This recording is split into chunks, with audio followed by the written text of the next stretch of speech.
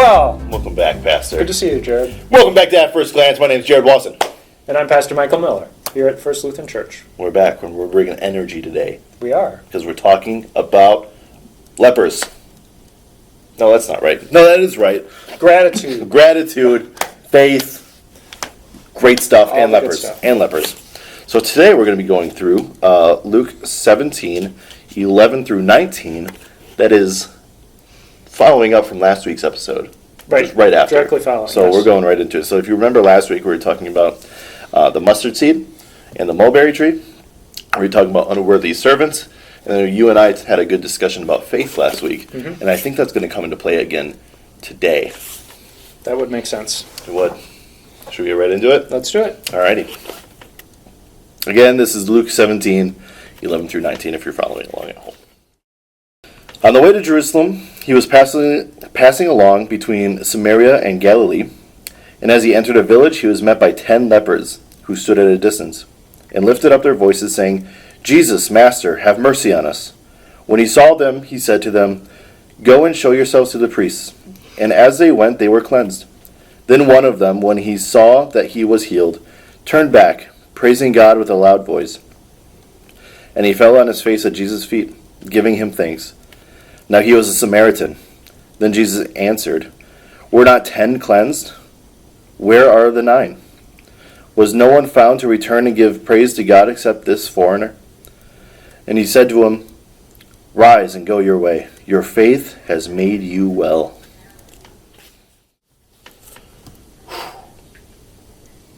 Read the first verse again. Absolutely. On the way to Jerusalem, he was passing along between Samaria and Galilee.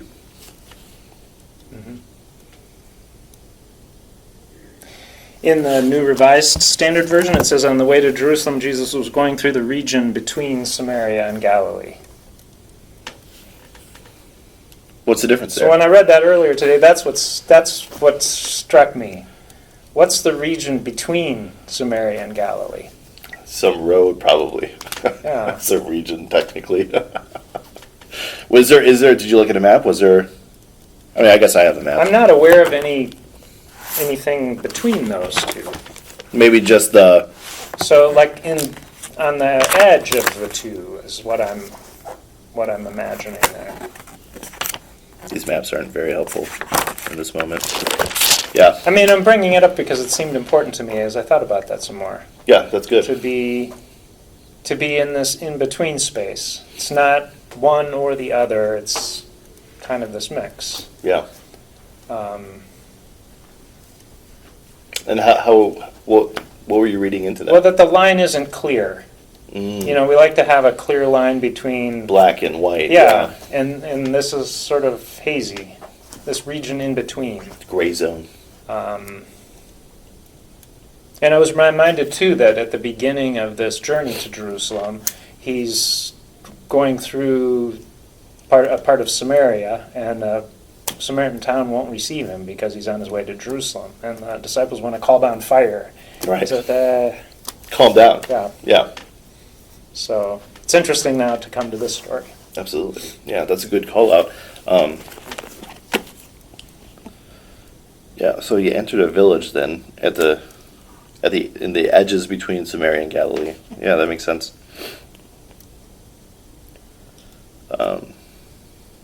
So if we see Galilee as, there's a lot of metaphors, symbology in the Bible. If we see Galilee as the place of righteousness, as the Jews would have seen, compared to Samaria, the place of unjustness, of sin, that gray zone is kind of that place we're all living in. Mm-hmm.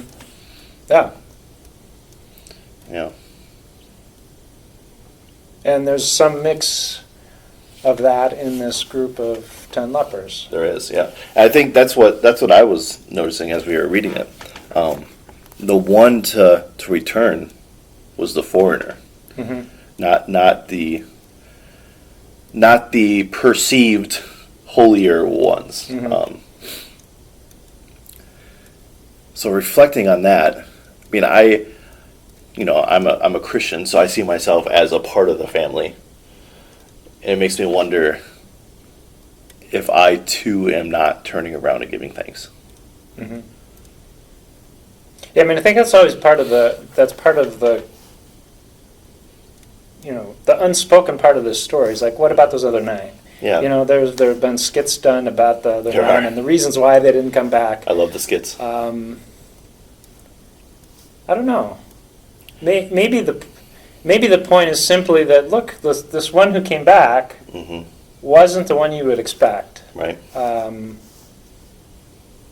And we see it's- Jesus it's- breaking there's down this those grace- divides. Yeah, there's this gray space now. And the first person he's revealed himself to was the Samaritan woman at the well. It's kind of like the least of the least, right? Mhm. So we see Jesus. He's going to the ones that are not expected. He's not going to the people who would think that they would go to him first, Mhm. or he would go to them first. So it's interesting to me,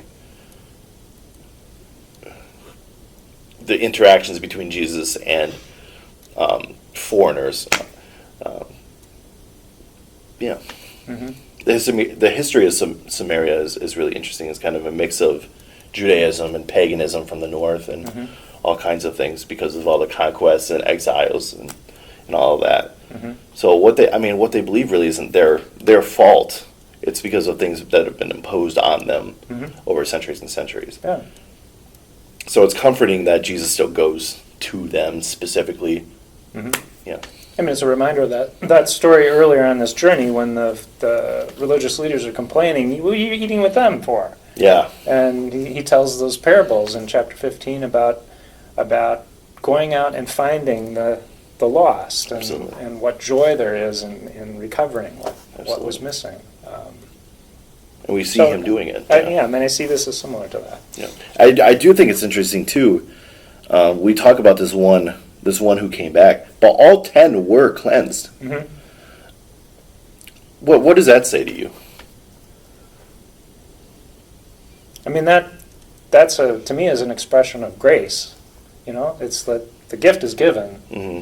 whether you come back and thank or don't come back and thank. But it is better to come back and thank. Sure. Yeah. And I Sure, wonder. there's that invitation to recognize the gift and to Yeah. rejoice in that and know how much you've received. But Right. I think it was a few weeks ago, maybe a month ago now. We talked a little bit about costly grace.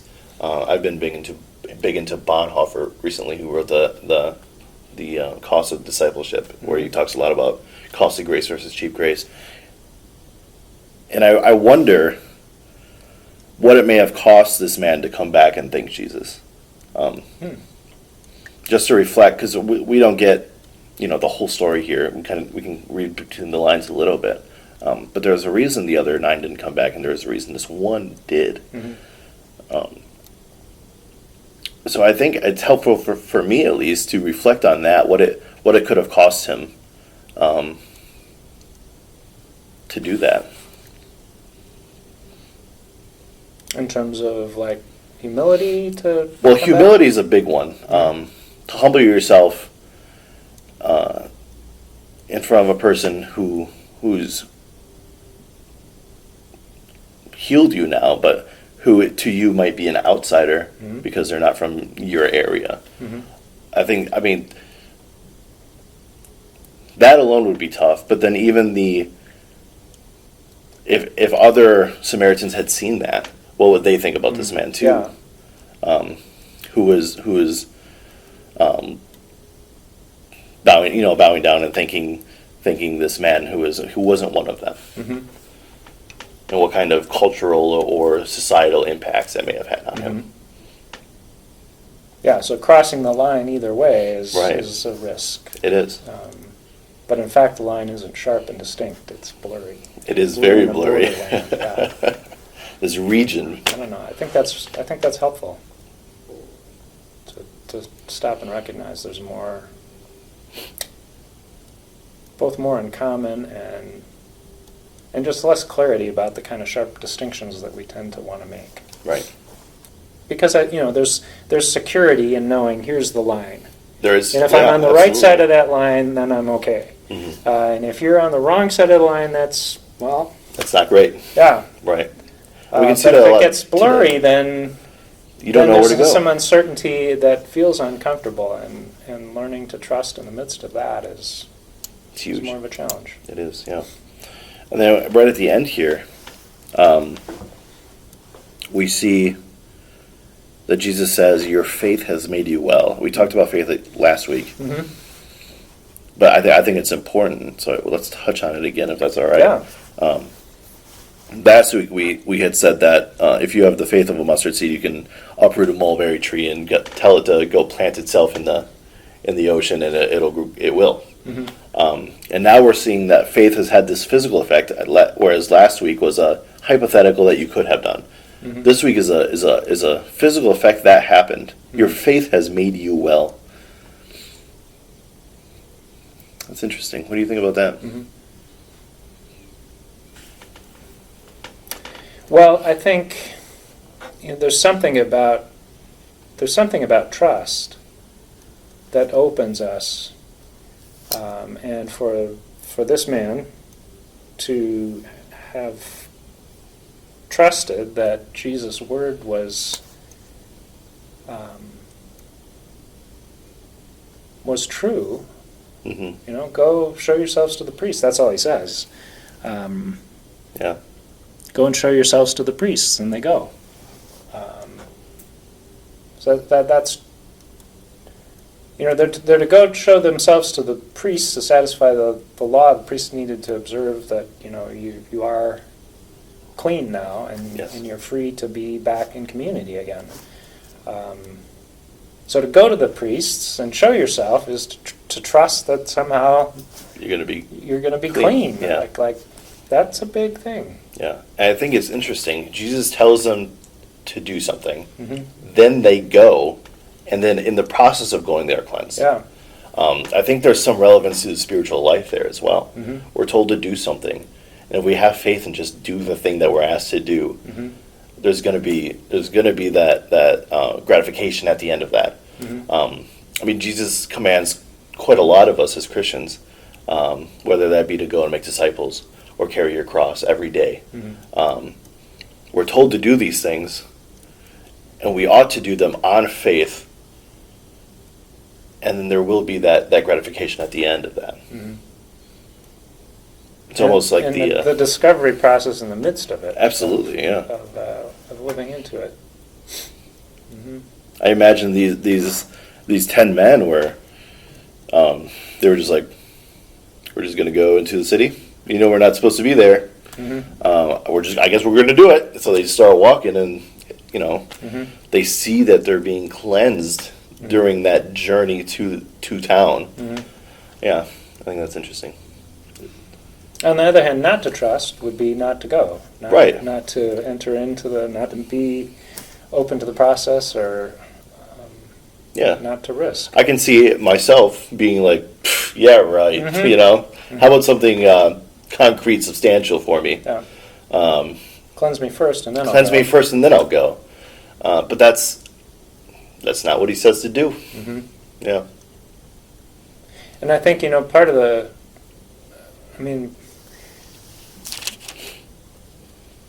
risk in that, as we read that, when we've prayed to be well, or when we prayed that some burden would be lifted, and it's not, that we didn't have enough faith. It kind of goes back to that increase our faith question the Mhm. time before.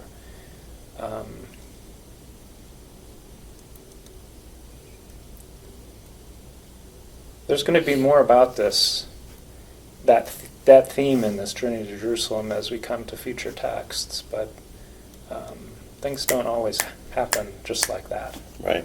And so sometimes the trust is over time. It calls for persistence. We talked about a text earlier about prayer and being persistent in prayer, continuing to trust. Mhm. But trust does have a power. That's clear, because this is said more than once. Absolutely. Your faith has made you well. Yeah. So I guess the question is then, how do we keep the faith in the midst of the journey? while we're headed to town so the Mhm. priest can look at us. Mm-hmm. How do we have the faith to start that journey? And how do we keep it going during that journey? Mm-hmm. To have faith is to trust, but it takes a lot of trust to start something like that. Mm-hmm. Well, you mentioned last time we talked that that it's good to remember those moments when we have trusted. Yeah. When things came together. I shared about how we weren't sure how we were going to have enough income after the end of the year, and in that moment, just in time, it came together. Mm-hmm. And those moments are empowering. If you remember, okay, I trusted before, I can do it again now. Yeah. That's part of why we tell the stories of the people who've gone before us in faith. Those examples of people who've maybe just living out their ordinary lives in simple ways have nevertheless done amazing things. Mm-hmm.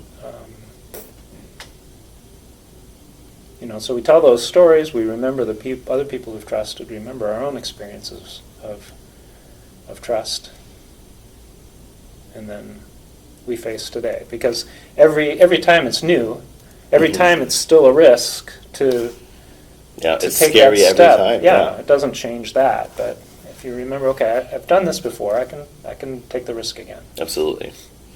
Yeah, that's good advice. Remember the stories of those who came before and reflect on what we've done already. Mm-hmm. I like that. It's good. And then take the risk. And then take that step. All right. Thank you, Pastor. Yeah, thank you, Jared. It's been a good one. It's always good. Absolutely. Thanks for watching. This has been At First Glance. We'll see you next week.